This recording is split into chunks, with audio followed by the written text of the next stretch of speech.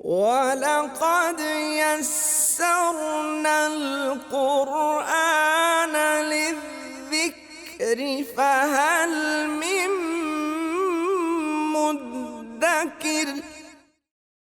السلام علیکم ورحمۃ اللہ وبرکاتہ۔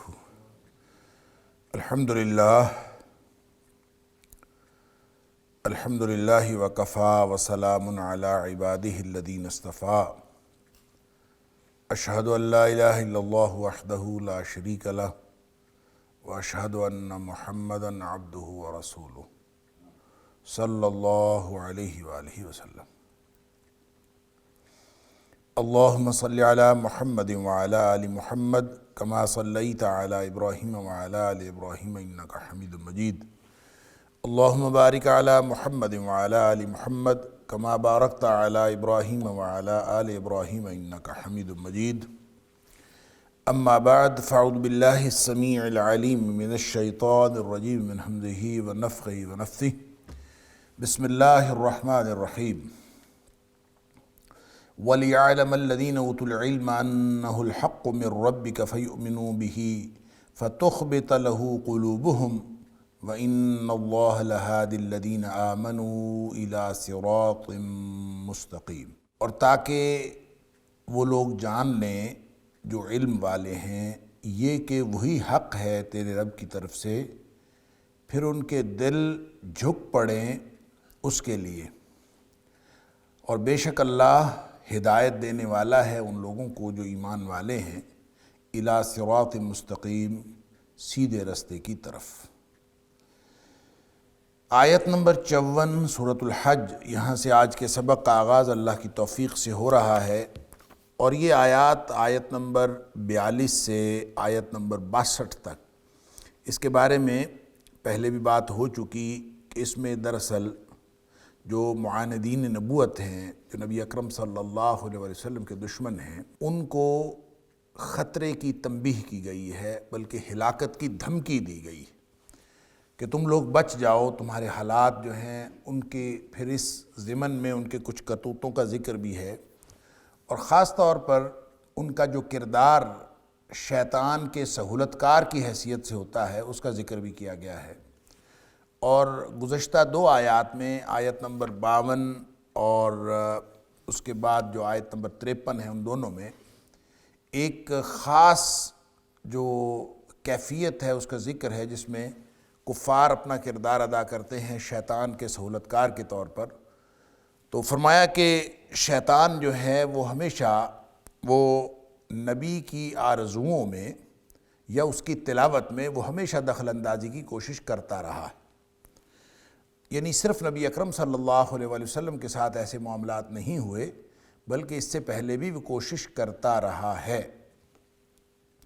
اب ظاہر ہے کہ قرآن حق ہے، نبی اکرم صلی اللہ علیہ وسلم حق ہیں، تو نبی پاک صلی اللہ علیہ وسلم کی شان میں ہرزہ سرائی کرنا یا ان کے مشن کے اندر دخل اندازی کرنا، یا پھر قرآن کی تلاوت میں نبی کی آرزو میں، چونکہ الفاظ تمنا کے ہیں، اور میں نے پہلے بھی عرض کیا تھا کہ اس میں تمنا سے مراد آرزو کرنا، دل میں خیال آنا بھی ہے، اور تمنا سے مراد تلاوت کرنا بھی ہے۔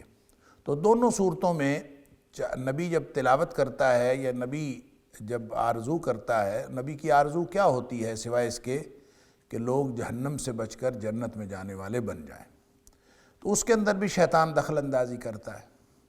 اور اسی طرح جب وہ قرآن پڑھتا ہے تو اس کی تفہیم کے اعتبار سے شیطان ہمیشہ لوگوں کو مختلف قسم کے جو وسوسے ہیں ان میں ڈالتا ہے، اور وہ لوگ جن کے دلوں کے اندر ایمان نہیں ہوتا یا جن کے دل سخت ہو چکے ہوتے ہیں، ان کے لیے قرآن کی تفہیم مشکل ہو جاتی، اور وہ بلکہ فتنے کا شکار ہو جاتے ہیں۔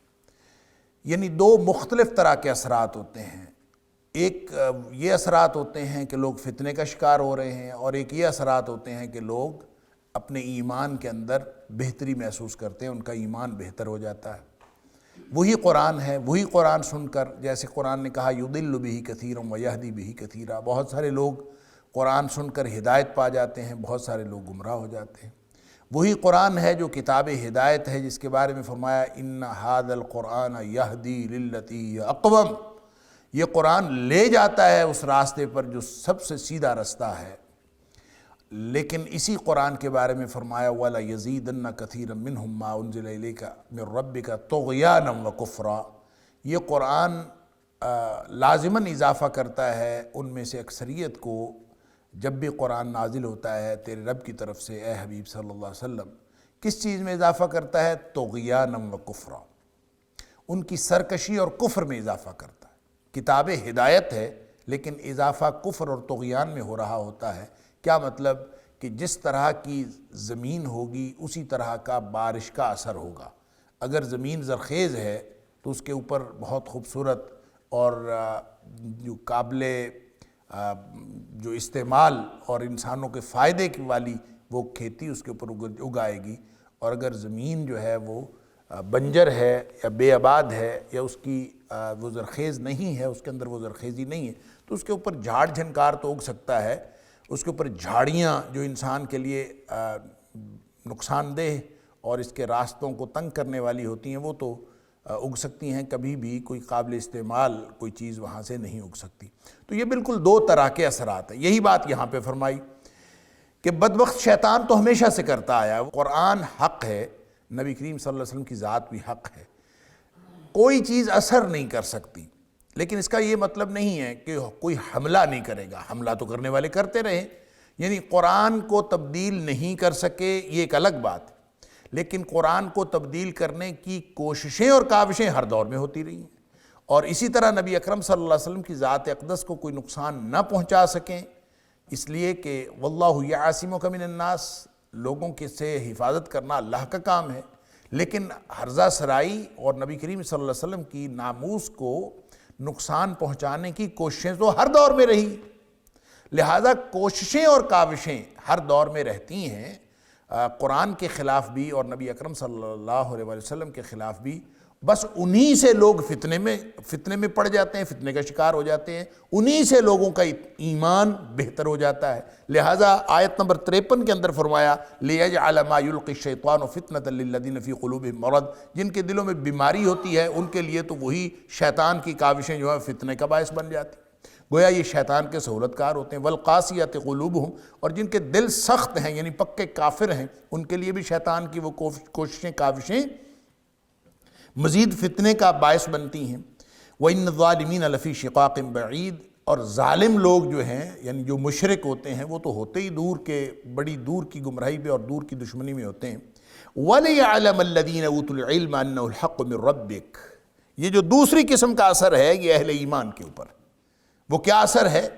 فرمایا کہ اہل علم یہ جان لیتے ہیں، اور تاکہ اہل علم یہ جان لیں، یعنی اس کا یہ دوسرا اثر ہوتا ہے انہ الحق من ربک، کہ وہی حق ہے تیرے رب کی طرف سے، یعنی جتنا مرضی شیطان نے اس کے اندر فتنہ ڈالا ہو، جتنا مرضی شیطان کے سہولت کاروں نے اس کے اندر فتنہ ڈالا ہو، ان کو معلوم ہوتا ہے کہ اللہ کا قرآن کے اندر نکتہ آفرینیاں ہر دور میں ہوتی رہی ہیں، اور قرآن کے اندر نکتہ آفرینیاں کر کے حق کو اور اللہ کے قرآن کو اور اللہ کی وحی کو اور نبی اکرم صلی اللہ علیہ وسلم کی ذات کو، آپ کی سیرت کو ہمیشہ داغدار کرنے کی کوشش کی گئی، لیکن اس سے اہل ایمان کا ایمان اور مضبوط ہوتا ہے۔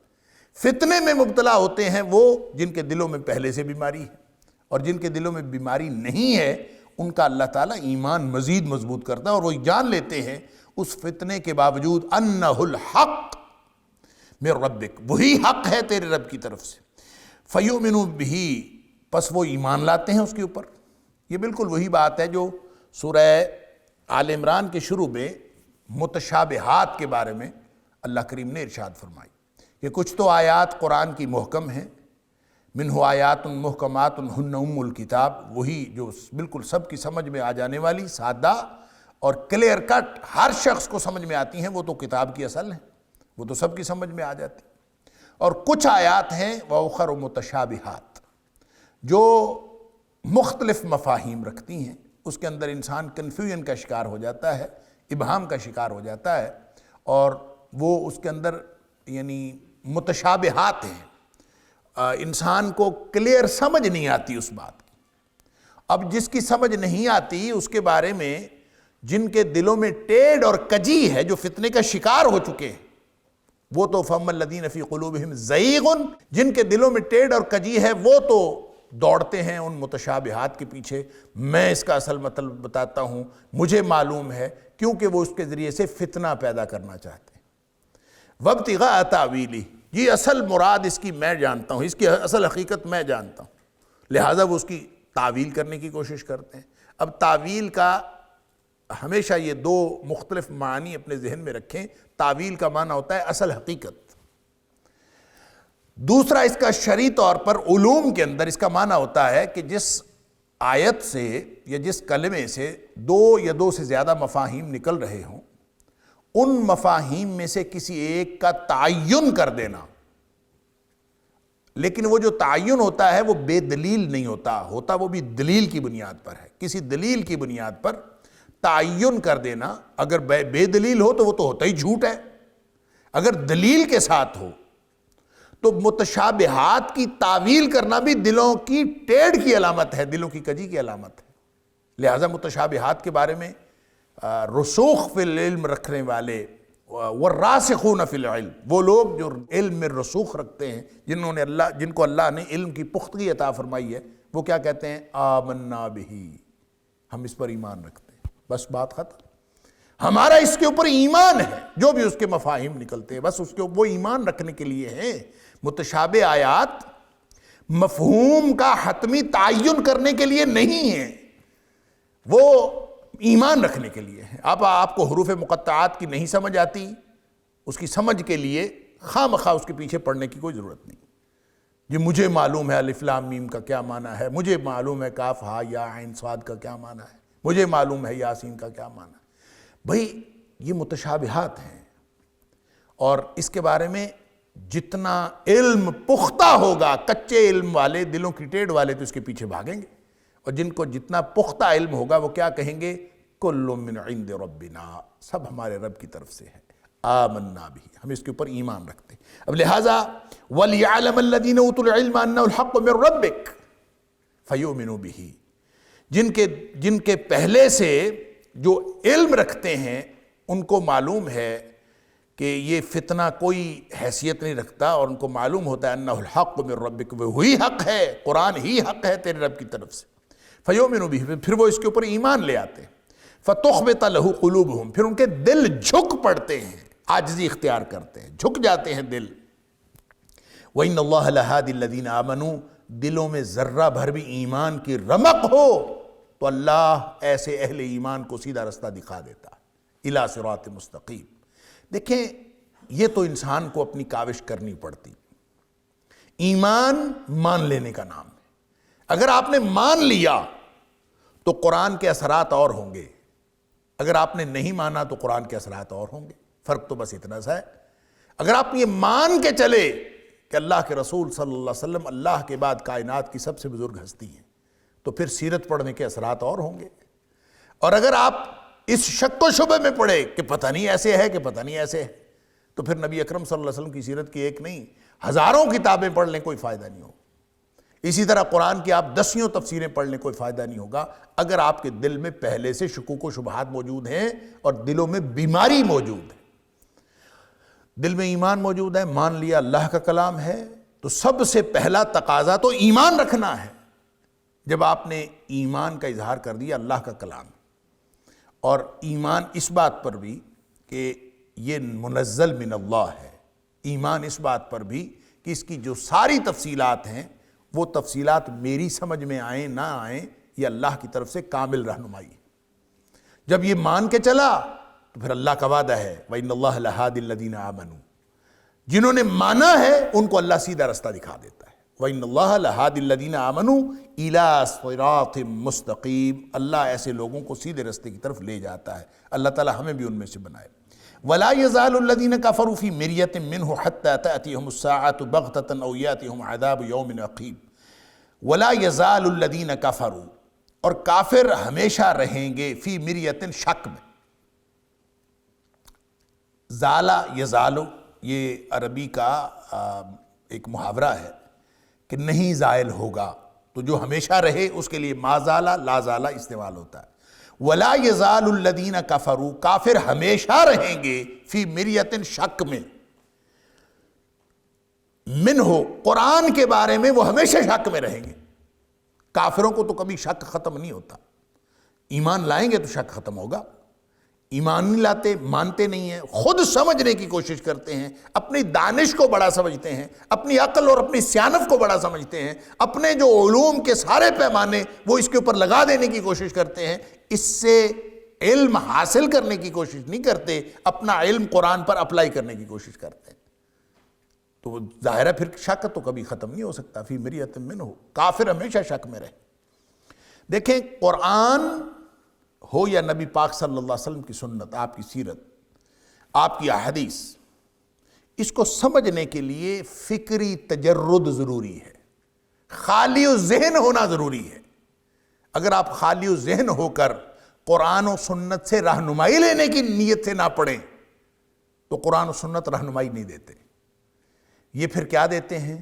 یہ آپ کو اگر آپ اپنے ما قبل کے نظریات ساتھ لے کے آئیں، ما قبل کے شکوک و شبہات ساتھ لے کے آئیں، آپ کو جو کچھ بھی پہلے سے آپ کے ذہن میں، دل و دماغ میں جو آپ کھچڑی پک رہی ہے، آپ اس کو ساتھ رکھیں اور اس پر یقین رکھتے ہوئے قرآن پڑھیں، تو قرآن آپ کو کبھی ہدایت نہیں دیتا. آپ کو صرف اس سابقہ علم کے دلائل ملتے ہیں، آپ کو ہدایت نہیں ملتی.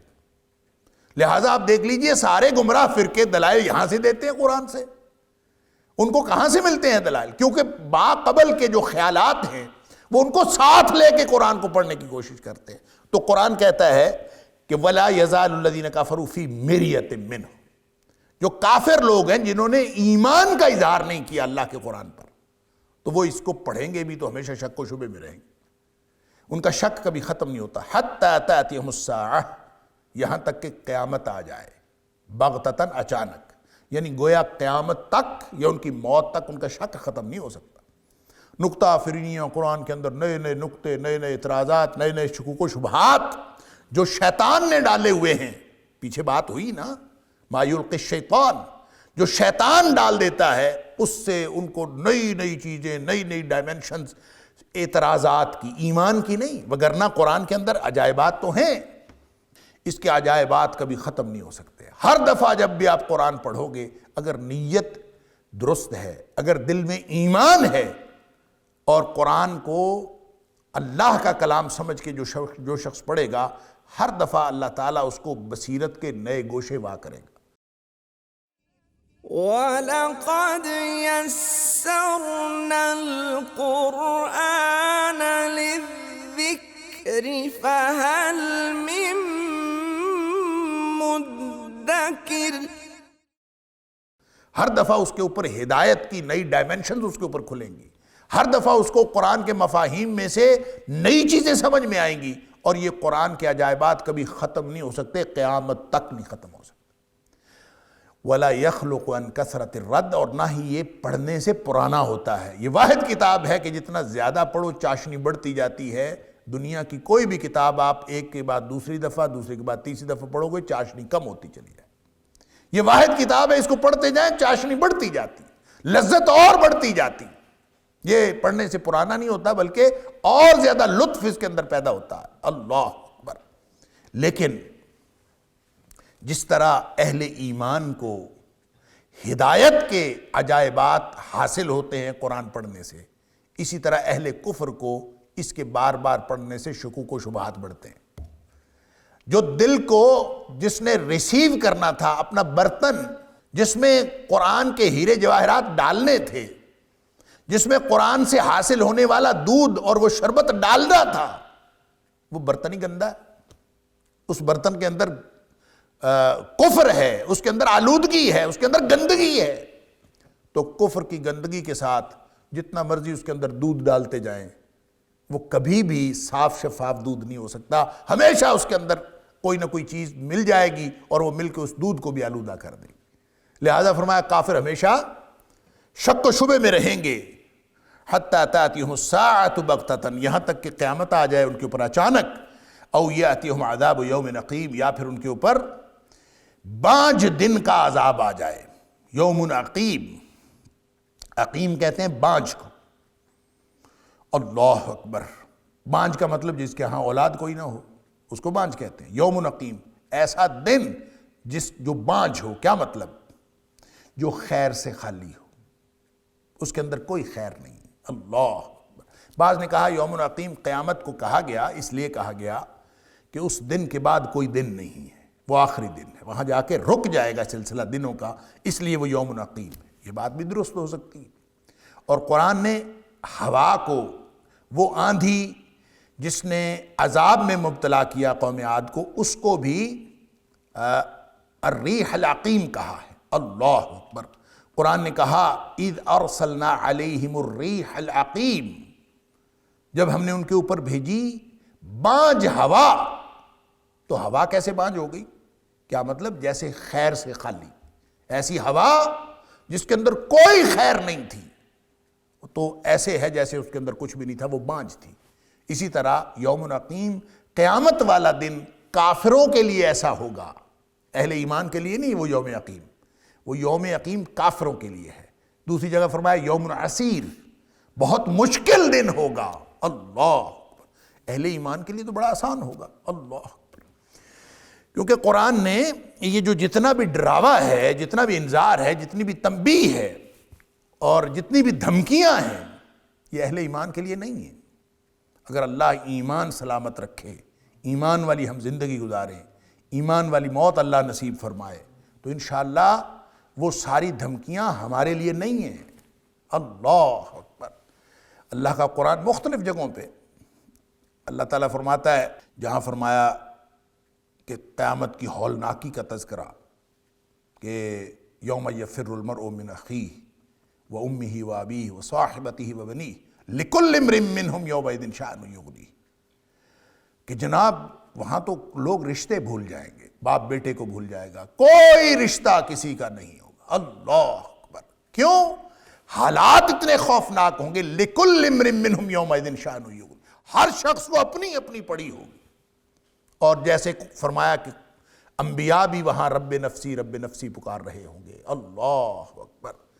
تو فرمایا وجوہ یومئذ مسفرہ ضاحکۃ مستبشرہ، کچھ چہرے ہوں گے جو اس دن چمک رہے ہوں گے۔ سبحان اللہ، حالت خوف کی ہے، خوفناک دن ہے، لیکن وجوہ یومئذ مسفرہ، کچھ چہرے چمک رہے ہوں گے، اور وہ صرف چمک نہیں رہے ہوں گے، ضاحکۃ مستبشرہ، ہنس رہے ہوں گے اور خوش ہوں گے۔ اللہ تعالیٰ ہمیں بھی ان میں سے بنائے۔ یعنی جتنی مرضی ہولناکی ہو، اہل ایمان کو اللہ تعالیٰ ایسی کیفیت عطا کرے گا کہ وہ ہولناکی اور وہ مشکل اور وہ بانجھ دن وہ صرف اور صرف کافروں کے لیے ہوگا، اہل ایمان کے لیے نہیں۔ وجوہ یومئذ مسفرہ ضاحکۃ مستبشرہ ووجوہ یومئذ علیہا غبرہ ترہقہا قطرہ اولئک ھم الکفرۃ الفجرہ، وہ دوسرے قسم کے لوگ ہوں گے جن کے اوپر سیاہی چھائی ہوئی ہوگی۔ اللہ اکبر۔ کیوں؟ وہ کافر اور فاسق و فاجر۔ اللہ تعالیٰ ہمیں ان سے محفوظ رکھے۔ لہٰذا یہ یوم عقیم ان کے لیے ہے جو کفر کے ساتھ یا نفاق کے ساتھ زندگی گزار کے گئے۔ اب قیامت والا دن، اچھا بعض لوگوں نے یہاں پہ یوم عقیم یوم بدر کو بھی کہا ہے، اور یوم بدر کو اس لیے کہا ہے کہ اس دن کافروں کے لیے اس کے اندر کوئی خیر نہیں تھی، تو یوم عقیم کافروں کے لیے۔ یوم الفرقان تو قرآن نے کہا ہے حق اور باطل میں فرق کر دینے والا، اور وہ یوم عقیم کافروں کے لیے اس لیے ہے کہ بدر والے دن کافروں کے لیے کوئی خیر نہیں تھی، لہٰذا وہ یوم عقیم ہے کافروں کے لیے۔ تو یہ بات درست ہو سکتی ہے، لیکن قرآن کا جو سیاق و سباق ہے وہ بتا رہا ہے کہ اس کا تعلق قیامت کے ساتھ ہے، دنیا کے کسی ایونٹ کے ساتھ نہیں۔ کیوں؟ آگے اگلی آیت کہتی ہے الملک یومئذ للہ، اس دن اختیار صرف اللہ کا ہوگا۔ یومئذ، تو یہ جو کس دن کی بات ہو رہی ہے؟ قیامت کے دن کی بات ہو رہی ہے۔ یحکم بینہم، اس دن وہ فیصلہ کرے گا۔ اب ظاہر ہے دنیا میں تو نہیں فیصلے ہو رہے، فیصلے تو آخرت میں جا کے ہونے ہیں۔ فالذین آمنوا وعملوا الصالحات فی جنات النعیم، جو لوگ ایمان اور عمل صالح کے ساتھ زندگی گزار کے گئے وہ نعمتوں والی جنت میں ہوں گے۔ اللہ تعالی ہم سب کو ان میں سے کرے۔ تو الملک یومئذ للہ، اس دن اختیار صرف اللہ کا ہوگا۔ سوال یہ پیدا ہوتا ہے آج کس کا اختیار ہے؟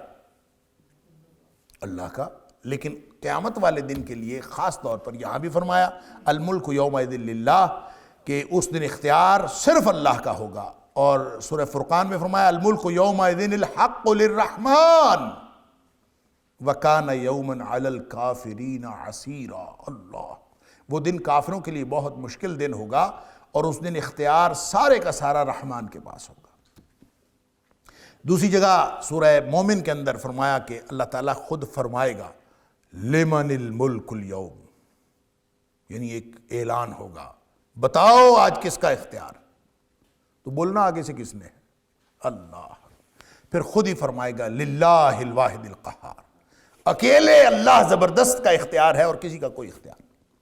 تو اس دن اس کا اختیار ہے، یہاں بھی تو اختیار اس کا ہے۔ ہم پڑھتے ہیں مالک یوم الدین، یوم جزا کا مالک ہے، اس دن کا با اختیار بادشاہ ہے، حالانکہ یہاں کا بادشاہ بھی وہی ہے۔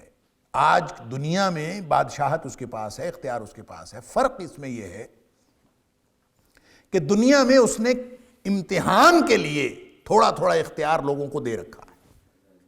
وہ جو امتحان کے لیے آزادی دی ہے، اختیاری تو ہے۔ کسی کو اپنے جسم پر اختیار دیا ہے اور اس کو شبہ ہو گیا ہے، غلط فہمی ہو گئی، میرا جسم میری مرضی۔ کسی کو اپنے گھر پر اختیار دیا ہے، اس کو غلط فہمی ہو گئی، میرا گھر میں جو مرضی کروں۔ اور کسی کو ملک پر اختیار دیا ہے، اور جس کو لوگوں کو غلط فہمی ہو گئی کہ میرا اختیار ہے، میں جو مرضی کروں، میں با اختیار ہوں، میری کرسی بڑی مضبوط ہے۔ اسی طرح کسی کو دنیا پر اختیار دیا ہے اور ان کو غلط فہمی ہوگی ہم تو سپر پاور ہیں، ہم جو مرضی کریں، اور ہمارا ملک جہاں چاہے جو چاہے کر سکتا ہے، اور ان کے ذہن سے یہ بات محو ہو گئی کہ ان اللہ علی کل شیء قدیر، ہر طرح کا اختیار قدرت تو اللہ کے پاس ہے۔ تو جن کو دنیا میں اللہ کے دیے ہوئے اختیار سے جو وقتی اور محدود اختیار ہے اور صرف امتحان کے لیے ہے، قیامت والے دن اللہ یہ بھی چھین لے گا۔ اس دن میرا جسم میری مرضی کہنے والوں کا اپنے جسم پر کوئی اختیار نہیں ہوگا۔ اللہ اکبر، الیوم نختم علی افواہہم وتکلمنا ایدیہم وتشہد ارجلہم بما کانوا یکسبون۔ یہ اپنا جسم ہی تو تمہارے خلاف گواہی دینا شروع ہو جائے گا۔ زبان پہ، منہ پہ اللہ تعالیٰ مور لگا دے گا، منہ سیل ہو جائیں گے، اور ہاتھ بولیں گے وہ جو دنیا میں کہتا تھا میرا جسم میری مرضی، اللہ جسم ہی تو اس کے خلاف گواہی دے گا۔ اللہ اکبر۔ اللہ تعالیٰ قرآن میں فرماتا ہے حیران ہو جائے گا انسان، اپنے اجزاء، اپنے اعضاء، جسم کے اجزاء جن کو ساری زندگی اپنا کہتا رہا، یہ آپ کے خلاف گواہی دیں گے۔ حیران ہو جائے گا تمہیں کس نے بولنا سکھایا؟ اللہ اکبر۔ تو یہ پاؤں اور ہاتھ آگے سے اس کو بول کے بتائیں گے کہ ہمیں اس نے بولنا سکھایا ہے جس نے کائنات میں ہر ایک کو بولنا سکھایا، جس نے پرندوں کو بولی سکھائی، جس نے انسانوں کو بولی سکھائی، اس نے ہم نے بھی بولنا سکھا دیا۔ تو یہ آپ کے خلاف گواہی دیں گے۔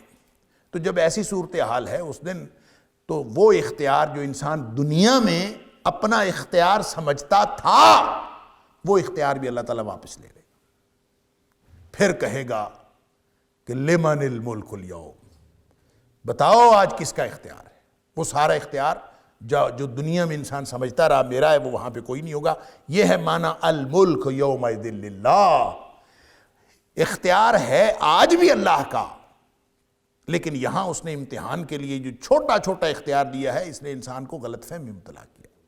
وہاں اللہ کریم یہ اختیار بھی چھین لے گا، اور پھر الملک یومئذ للہ، ہر قسم کا اختیار صرف اللہ کے پاس ہوگا۔ یحکم بینہم، وہاں وہ لوگوں کے درمیان فیصلہ کرے۔ یہاں تو گدھا گھوڑا سب برابر ہے نا، اور لوگ اپنے آپ کو چھپا کے پھرتے ہیں، کسی کا کچھ نہیں پتا اندر سے کتنا کالا ہے، باہر سے چٹا بن کے پھرتا ہے، اور کتنا اندر سے برا ہے، باہر سے اچھا بن کے پھرتا ہے، کتنا اندر سے غلیظ ہے، باہر سے بڑا نفیس بن کے پھرتا ہے۔ یوم تبلی السرائر، اس دن سارے کے سارے بھید باہر آ جائیں، ہر چیز ظاہر ہو جائے گی۔ اللہ تعالیٰ معاف فرمائے۔ یحکم بینہم، وہاں وہ فیصلے فرما دے گا کہ کون کیسا تھا۔ فالذین آمنوا وعملوا الصالحات، جن لوگوں کی زندگی ایمان کے مطابق عمل صالح کر کے گزاری ہوگی، فی جنات النعیم، وہ نعمت تمہاری جنت میں ہوں گے قیامت والے دن۔ اللہ تعالی ہم سب کو ان میں سے بنائے۔ والذین کفروا وکذبوا بآیاتنا، اور جن لوگوں نے انکار کیا اور ہماری آیتوں کو جھٹلایا ہوگا، فاولئک لہم عذاب مہین، ان کے لیے رسوا کن عذاب ہوگا، اللہ تعالیٰ معاف فرمائے۔ والذین ہاجروا فی سبیل اللہ ثم قتلوا او ماتوا لیرزقنہم اللہ رزقا حسنا۔ والذین ہاجروا، جن لوگوں نے ہجرت کی، فی سبیل اللہ، اللہ کے راستے میں، ثم قتلوا، پھر وہ ان کو قتل کر دیا گیا، او ماتوا، یا پھر وہ خود طبی فوت ہو گئے۔ جو بھی ہوا، ہجرت تو انہوں نے اللہ کے لیے کی نا، فی سبیل اللہ، اللہ کے لیے۔ اس لیے کہ صرف ہجرت کرنا ضروری نہیں ہے، ہجرت اللہ کے لیے کرنا ضروری ہے۔ انما الاعمال بالنیات، عملوں کا دار و مدار نیتوں پر ہے۔ یہ اسی موقع پر نبی کریم صلی اللہ علیہ وسلم نے فرمایا تھا وَإِنَّمَا لِكُلِّ امْرِئٍ مَّا نَوَىٰ، ہر شخص کے لیے وہی کچھ ہے جس کی اس نے نیت کی ہوگی۔ فَإِن كَانَتْ هِجْرَتُهُ إِلَى اللَّهِ وَرَسُولِهِ فَهِجْرَتُهُ إِلَى اللَّهِ وَرَسُولِهِ، جس نے ہجرت کی ہوگی اللہ اور اس کے رسول صلی اللہ علیہ وسلم کے لیے، اسی کی ہجرت اللہ اور اس کے رسول صلی اللہ علیہ وسلم کے لیے گنی جائے گی۔ وَمَن كَانَتْ هِجْرَتُهُ لِدُنْيَا يُصِيبُهَا اب امرأۃ ينکحها، یا کسی نے ہجرت تو کی ہے، ظاہری طور پر عمل وہی ہے، لیکن نیت کیا تھی؟ دنیا حاصل کرنے کے لیے، نوکری کے لیے گیا وہ بھی سعودی عربی ہے، لیکن گیا نوکری کے لیے، اس کی نیت اللہ کو خوش کرنا نہیں تھا۔ ہجرت وہی ہے جو مکے سے مدینہ کو ہوئی، مکے سے اٹھا مدینہ، اس کو خیال تھا کہ وہاں پہ جا کے نوکری اچھی مل جائے گی، جاب اچھی ملے گی، وہاں جا کے کاروبار اچھا چلے گا، لدنیا یصیبھا، یہ اگر نیت تھی۔ او امرأۃ ینکحھا، یا پھر کسی عورت کے لیے گیا کہ اس سے نکاح کرے وہاں جا کے، جیسے کہتے ہیں کوئی شخص تھا واقعتاً، اور وہ نبی کریم صلی اللہ علیہ وسلم اور صحابہ کرام نے جب ہجرت کی تو اس نے بھی ساتھ ہجرت کی، تو مسئلہ صرف اس کا یہ تھا کہ وہ مدینہ کی کسی عورت کے ساتھ اس کا معاملہ چل رہا تھا، اور اس نے شرط رکھی تھی اگر تم مکہ چھوڑ کر مدینہ آ جاؤ تو پھر میں تیرے ساتھ نکاح کر لوں گی، وگرنہ نہیں کرنا۔ تو اس نے موقع غنیمت جانا کہ لوگ جو ہیں مسلمان جا رہے تھے مکہ سے مدینہ، اس نے بھی ساتھ جو ہے وہ ہجرت کر لی، اور اپنی اس جو ہونے والی بیوی تھی اس کی شرط پوری کر دی، اور وہاں جا کے اس سے نکاح کر لی۔ تو نبی کریم صلی اللہ علیہ وسلم نے اس موقع پر فرمایا کہ ہجرت تو اتنا بڑا عمل ہے کہ الہجرۃ تہدم ما کان قبلہا، ہجرت سے پہلے انسان نے جتنے گناہ کیے ہوں وہ سارے کے سارے گناہ معاف ہو جاتے، اتنا بڑا عمل ہے۔ لیکن انما الاعمال بالنیات، نیت اگر اللہ اور اس کے رسول صلی اللہ علیہ وسلم کے لیے ہے تو ملے گا، وگرنہ اگر دنیا کے لیے کیا ہے، عورت کے لیے کیا ہے، فہجرتہ الی ما ہاجر الیہ، تو پھر اس کی ہجرت اسی کھاتے میں گنی جائے گی جس مقصد کے لیے اس نے ہجرت کی ہے۔ والذین ہاجروا فی سبیل اللہ، جنہوں نے ہجرت کی ہو اللہ کے راستے میں، سبحان اللہ، خالص نیت کے ساتھ، ثم قتلوا او ماتوا، پھر یہ ایشو نہیں ہے کہ وہ مار دیے گئے ہیں یا خود فوت ہو گئے، اس سے فرق نہیں پڑتا، نکل پڑے ہیں اللہ کے لیے، سبحان اللہ۔ لَيَرْزُقَنَّهُمُ اللَّهُ رِزْقًا حَسَنًا، اللہ لازماً ان کو رزق عطا کرے گا، رزقاً حسنا، بہترین رزق عطا کرے گا۔ اور رزق کا مطلب صرف مال نہیں ہوتا، رزق کا مطلب ہر عطا ہوتی ہے اللہ کی، جو کچھ بھی یہاں دنیا میں عطا ہوتا ہے وہ اللہ کی طرف سے عطا ہوتا ہے، لہٰذا اللہ تعالیٰ ان کو اچھا رزق دے گا، اور رزق کے اندر مال بھی ہوتا ہے، رزق کے اندر اولاد بھی ہوتی ہے، رزق کے اندر گھر بھی ہوتا ہے، رزق کے اندر ایمان بھی ہوتا ہے، رزق کے اندر اللہ تعالیٰ کی ساری نعمتیں ہوتی ہیں، رزق کے اندر دنیا بھی ہوتی ہے، رزق کے اندر آخرت بھی ہوتی ہے۔ وَلَقَدْ يَسَّرْنَا الْقُرْآنَ لِلذِّكْرِ فَهَلْ مِن مُدَّكِرٍ، وہ رزق اچھا رزق ہو ہی نہیں سکتا، وہ رزق اچھا رزق ہو ہی نہیں سکتا جس کے ساتھ آخرت اٹیچ نہ ہو، اور وہ آخرت کا اچھا رزق نہ ہو۔ دنیا کا رزق تو ختم ہو جاتا ہے۔ وَرِزْقُ رَبِّكَ خَيْرٌ وَأَبْقَىٰ، ہم پڑھ آئے ہیں سورۃ طٰہٰ، وَرِزْقُ رَبِّكَ خَيْرٌ وَأَبْقَىٰ، تیرے رب کی جو عطا ہے نا، تیرے رب کا جو دیا ہوا رزق ہے وہ بہتر بھی ہے اور وہ باقی رہنے والا، وہ ایسا نہیں ہے کہ ختم ہو جائے۔ دنیا میں آپ جتنا مرضی حاصل کر لیں، یہ تو سب ختم ہو جانے والا ہے، اور جتنا آپ حاصل کر کے چلے جاتے ہیں یہاں سے، جتنے بھی چاہے آپ سونے چاندی کے ڈھیر لگا کے چلے جائیں، کفن کو تو جیب کوئی نہیں لگی ہوئی، وہاں تو بغیر جیب کے ہی جانا ہے اور اپنے ساتھ صرف اعمال لے کے جانا ہے۔ اللہ اکبر۔ لہٰذا یہ جو لَيَرْزُقَنَّهُمُ اللَّهُ رِزْقًا حَسَنًا، اس کا تعلق دنیا کے ساتھ بھی ہے، اس کا تعلق آخرت کے ساتھ بھی، اور صحیح بات یہ ہے کہ اس کا تعلق آخرت کے ساتھ ہے۔ دنیا میں انسان کو جو کچھ بھی ملا ہے، وہ چاہے وہ آدمی امیر ہو چاہے وہ غریب ہو دنیاوی اعتبار سے، تو غریب آدمی، مسکین آدمی، آپ یہ نہیں کہہ سکتے کہ جو آدمی مالی طور پر قسم پرسی کی زندگی گزار رہا ہے، آپ یہ نہیں کہہ سکتے کہ یہ تو اس کو تو رزق ملا ہی نہیں ہے۔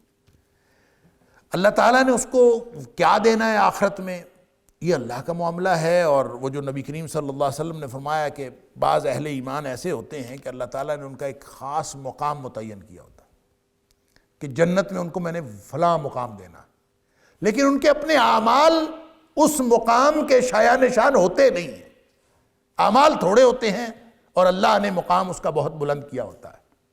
پھر اللہ تعالیٰ ان کو دنیا میں کسی مصیبت میں مبتلا کر دیتا ہے۔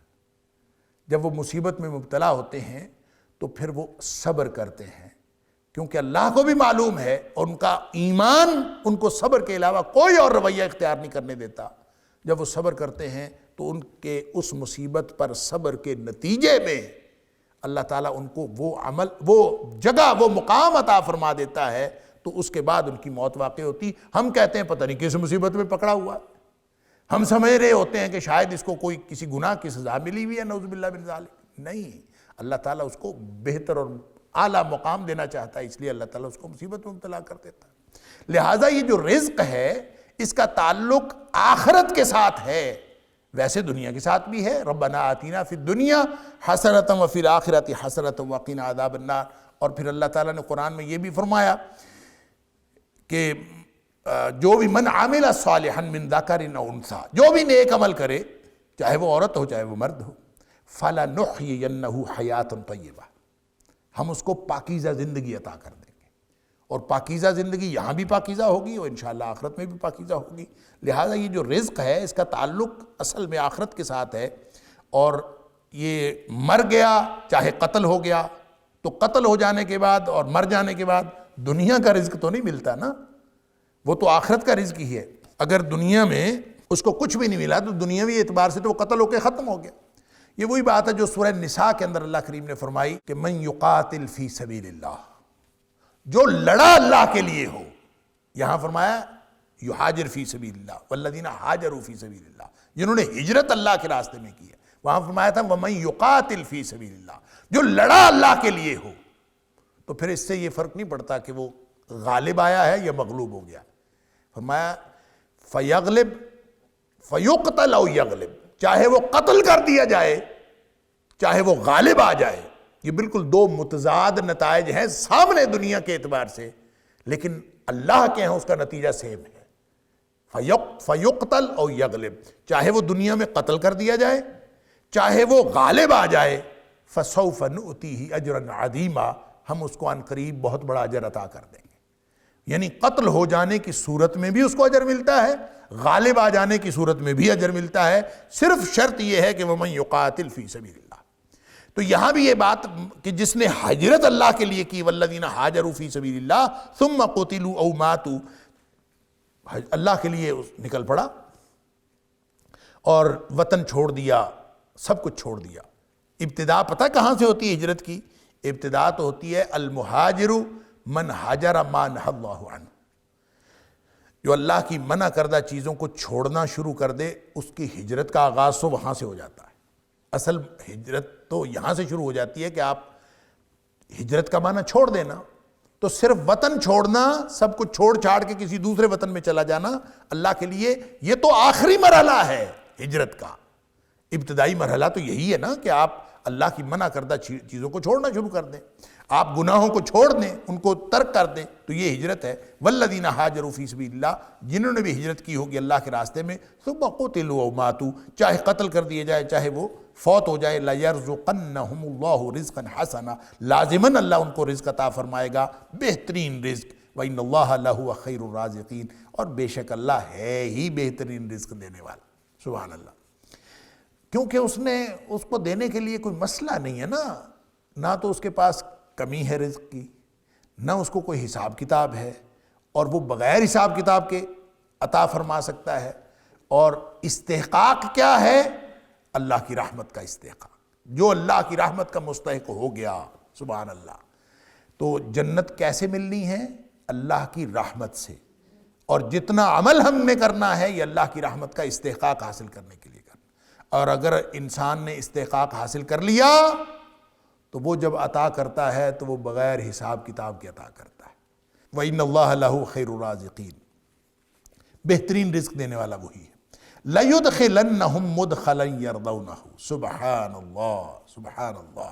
وہ لازماً داخل کرے گا ان کو مدخلاً، ایک ایسی جگہ پر، ایک ایسے مقام پر، یرضونہ، جو ان کو راضی کر دے گا. سبحان اللہ، ان کو خوش کر دے گا. یعنی ایسی کوئی نعمت بھی ہوگی جس کے بعد انسان کو ایسی خوشی ملے جو کبھی ختم نہ ہونے والی ہو. اللہ اکبر. اور جنت میں جا کے سب سے بڑی چیز جو انسان کو ملے گی، جنتیوں کو نعمتیں تو ملیں گی، وَرِضْوَانٌ مِّنَ اللَّهِ، اللہ فرمائے گا کہ میں تم سے خوش ہو گیا ہوں اور میں کبھی اب ناراض نہیں ہوں گا تم سے. سبحان اللہ. اس سے بڑی نعمت اور کیا ملے گی؟ فرمایا کہ ان کو میں ایسی جگہ پہ داخل کروں گا، ایسی جنتوں میں داخل کروں گا، یرضونہ، یہ وہاں پہ خوش ہو جائیں گے. سبحان اللہ. کس سے انسان خوش ہوتا ہے؟ یہاں دنیا میں تو انسان کو خود نہیں پتا میں کس سے خوش ہوتا ہوں.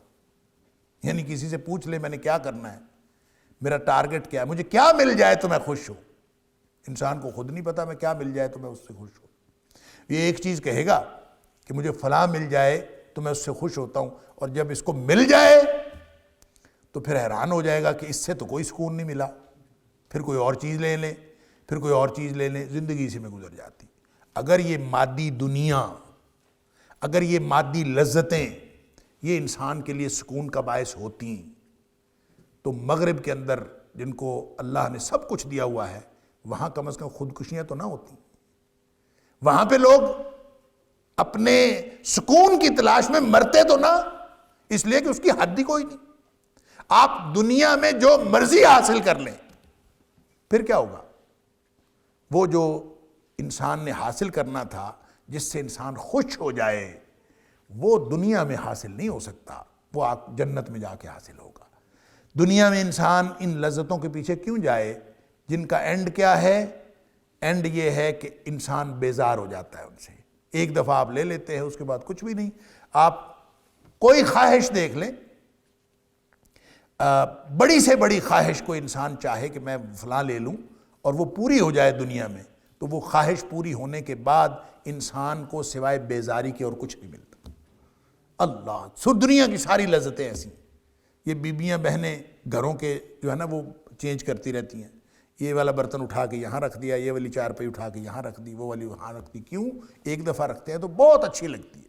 کل جدید لذیذ، ہر نئی چیز بڑی اچھی لگتی، لیکن 2-4 مہینے گزرتے ہیں، نہیں یہ نہیں ٹھیک، پھر اس کو چینج کرتے ہیں. کھانا ہے تو انسان کو شدید بھوک لگی ہوئی ہو، بہترین کھانا سامنے آ جائے، بندہ کہتا ہے جناب کیا بات، اس کے علاوہ اور کیا چاہیے تھا؟ مل جاتا ہے، کھا لیا. کتنا کہ کھا لے گا بندہ؟ 2 نہیں 3 روٹیاں کھا لے. کھانے کے بعد وہی کھانا سامنے پڑا ہوتا ہے، دیکھنے کو دل نہیں چاہتا، بندہ کہتا ہے ان کو اٹھا لو ہر چیز. اللہ اکبر. تو وہ کیسی نعمتیں ہوں گی جن نعمتوں کے ساتھ انسان بس خوش ہی خوش ہو جائے گا. یرضونہ، سبحان اللہ، جو اس کو خوش کر دیں گے. وہ کیسی نعمتیں ہیں ہمارے احاطہ ادراک میں تو نہیں آ سکتی. ہمیں تو نہیں سمجھ آتی کون سی چیز ہے جس پہ ہم خوش ہو جائیں. وہ پچھلے دنوں چند مہینے پہلے یہاں پہ ایک کانفرنس ہوئی تھی، خواتین کی کانفرنس، ہمارے یہاں جینڈر چیئر ہے سیرت کی، تو انہوں نے ایک کانفرنس کروائی تھی، اس میں جس کا عنوان تھا عورتوں کا حق تفریح سیرت طیبہ صلی اللہ علیہ وسلم کی روشنی میں. اب ان کو حق تفریح کا مطلب ہوتا ہے خوش کرنا. فرح خوشی ہوتی ہے، تفریح کا مطلب ہوتا ہے خوش کرنا. تو اس پہ خیر کوئی 50-60 لوگوں نے مقالات پڑھے اور بڑی خوبصورت اور بڑی اچھی علمی کانفرنس ہوئی، اور اس کا تو اس میں میں نے ایک بات کہی کہ میں نے کہا کہ اگر خواتین اس کانفرنس میں ساری مل کے بتا دیں مردوں کو کہ ہم کس بات میں خوش ہوتی ہیں تو یہ اس صدی کا سب سے بڑا کارنامہ ہوگا۔ کون سی بات ہے جس پہ خوش ہوتی ہیں؟ یعنی خواتین مردوں سے اور مرد خواتین سے ایک بات ہو جائے تو اگلی بات پہ پھر ناخوش، ایک پہ خوش ہوں گے اگلی پہ ناخوش ہو جائیں گے۔ اور یہ جو خواتین کو تو اللہ تعالیٰ نے چاہے بیٹیاں ہوں، چاہے بہنیں ہوں، چاہے مائیں ہوں اور چاہے بیویاں ہوں، ان کو اللہ نے مزاج ہی خاص دیا ہے، اور وہ مزاج ایسا دیا ہے کہ بندے کو کہا ہے کہ کبھی اس مزاج کو سیدھا کرنے کی کوشش نہ کرنا۔ یہ مزاج بس ایسا دیا ہے، اس کے ساتھ ہی گزارا کرو۔ یہ اگر اس کے ساتھ گزارا نہیں کرو گے توڑ بیٹھو گے، گزارا کرو بس۔ یہ دنیا ہے نا، یرضونہ کی کیفیت یہاں دنیا میں حاصل نہیں ہو سکتی، لہٰذا وہ رزق جو اللہ عطا فرمائے گا وہیں پہ دلوں کے کینے بھی ختم ہوں گے، دلوں کا جو کچھ دلوں کی آلودگیاں ختم ہو کے آپریشن ہو کے ہم نے وہاں جانا۔ ظاہری جسم بھی وہ جو بیزاری کی کیفیت تھی دنیا میں، نبی اکرم صلی اللہ علیہ وسلم نے فرمایا، جو ڈسکرپشن دی ہے نا اس گھر کی، فرمایا اس گھر میں داخل ہونے سے پہلے 2 طرح کی ٹریٹمنٹ ہوگی انسان کی، ایک تو جسمانی، ایک حوض میں ڈبکی لگائی جائے گی یا جو کچھ بھی ہوگا، اس کے بعد ان کے جسم کامل خوبصورت اور جوان ہو جائیں گے۔ ظاہری طور پر اللہ تعالیٰ ان کو جو خوبصورتی کی انتہا ہے کامل جسم عطا فرمائے، اور دوسرا باطنی طور پر ان کے وَنَزَعْنَا مَا فِي صُدُورِهِم مِّن غِلٍّ، دل کی ہر چیز جو آلودگی تھی وہ بھی کھینچ لی جائے گی۔ اب وہاں پہ کسی کو کسی کے ساتھ نہ حسد ہوگا، نہ بغض ہوگا، نہ کینہ ہوگا، کوئی مسئلہ ہی نہیں ہوگا۔ ہر ایک کو اللہ تعالیٰ نے ایسا خوبصورت ماحول، لہٰذا وہاں بیزاری کیسی؟ نبی کریم صلی اللہ علیہ وسلم نے فرمایا یہ جو بیزاری کی کیفیت یہاں کبھی ہو جاتی ہے نا، اللہ اکبر، وہاں نہیں ہوگی۔ مطلب خوبصورتی، انسان تنوع پسند ہے نا، جیسے میں نے عرض کیا کل جدید لذیذ، ہر نئی چیز انسان کو بڑی پسند آتی، لیکن وہاں اللہ کریم نے سسٹم ایسا بنایا ہوگا، وہ چاہے حوریں ہوں گی، چاہے یہ انسان کی دنیا والی بیویاں ہوں گی یا دنیا والے شوہر ہوں گے خواتین کے لیے، اللہ کریم نے نظام ایسا بنایا ہوگا کہ نبی اکرم صلی اللہ علیہ وسلم نے فرمایا جمعے والے دن خاص طور پر مرد جب باہر جائیں گے ایک خاص گیدرنگ ہوا کرے گی وہاں، اور اس گیدرنگ سے جب واپس آئیں گے تو بیویوں کی خوبصورتی میں بھی اضافہ ہو چکا ہوا کرے گا، اور جو شوہر ہیں ان کی خوبصورتی میں بھی اضافہ ہو چکا ہوا کرے گا۔